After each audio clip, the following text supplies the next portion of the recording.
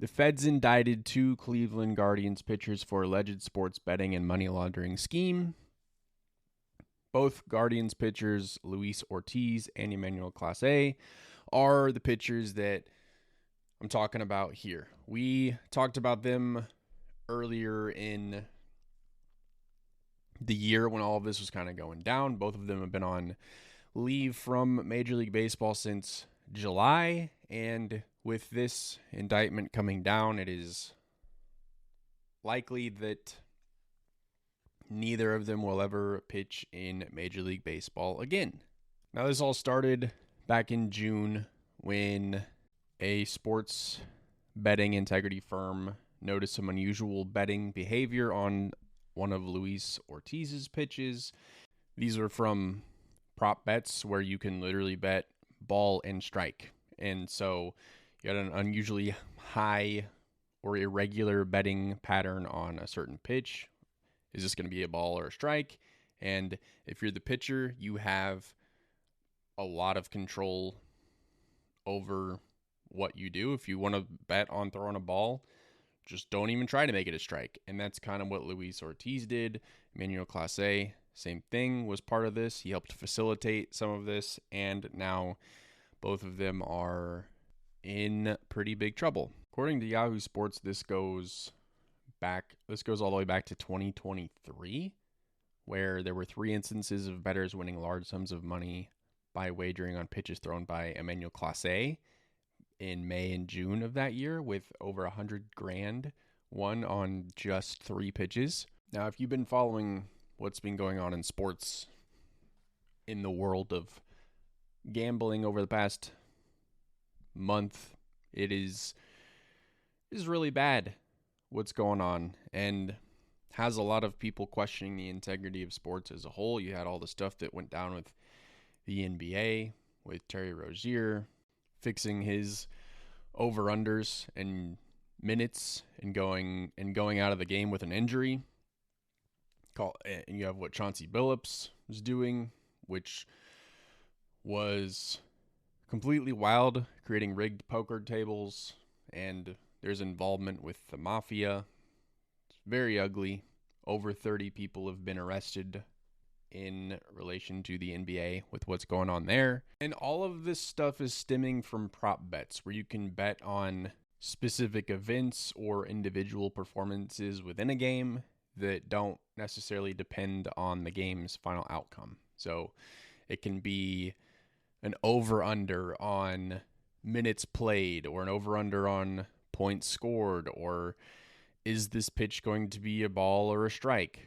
And things like that a lot of times the player has a lot of control over. If a player in basketball, his over-under is 13 points, and he wants to fix his game and go, all right, I'm going to take the under on points because I can control how many points I score.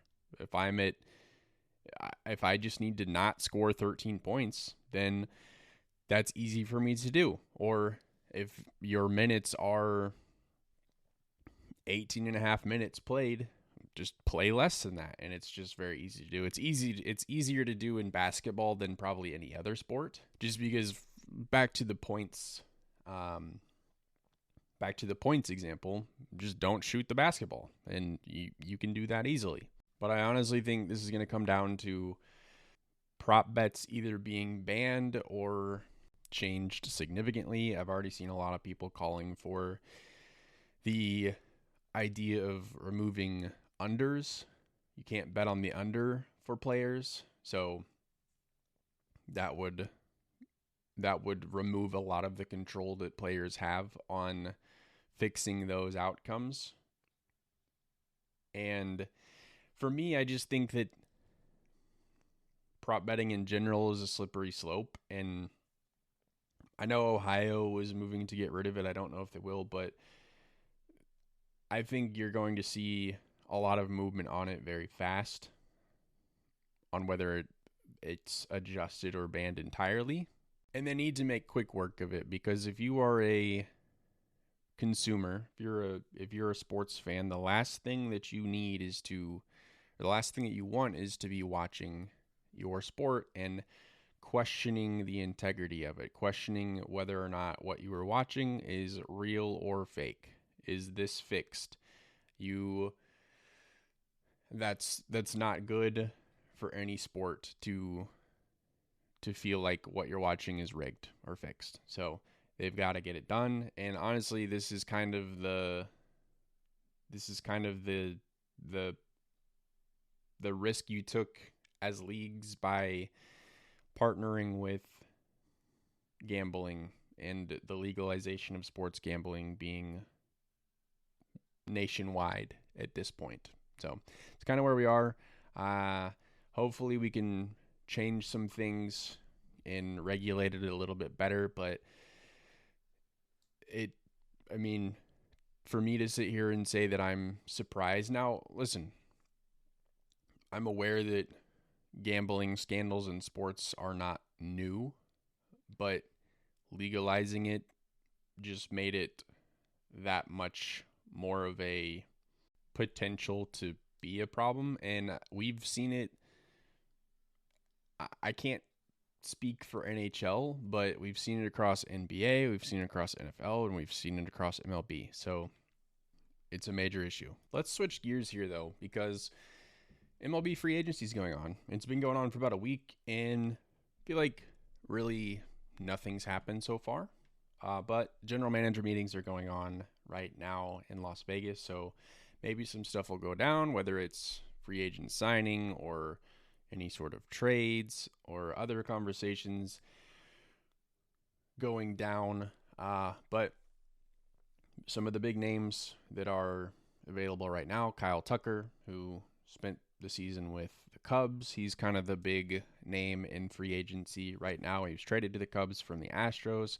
Everybody thought that the Cubs would find a way to extend him. They haven't done it yet. That doesn't mean that they won't. But according to Yahoo Sports,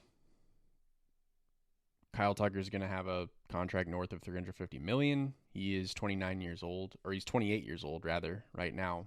So he'll be 29 in the 2026 season, but kind of right in his prime, and didn't have a bad season this year. But he's going to be a piece. He's going to be an outfielder that a lot of teams want. Me as a Royals fan would love to have him on that roster, but I don't think the Royals are planning on doing a whole lot of spending this year, just based off of some things that John Sherman has said, that they're kind of happy with where their payroll's at. They're sitting around 135 million, and you add Kyle Tucker to that equation, that's going to raise that significantly. You still have to give Vinny Pasquantino and Michael Garcia raises because they're both arbitration eligible. So there's a lot that the Royals have to do in-house, and they've never really been the team that's known to compete in the free agency market, at least in the top end of the free agency market. That's just kind of a small market thing in general, where a lot of small market teams do get their talent from drafting and in the trade market. So don't think the Royals will be there, but again, maybe the Cubs will get him. A team like the Giants, obviously the Dodgers are always in the conversation to sign high-end free agents.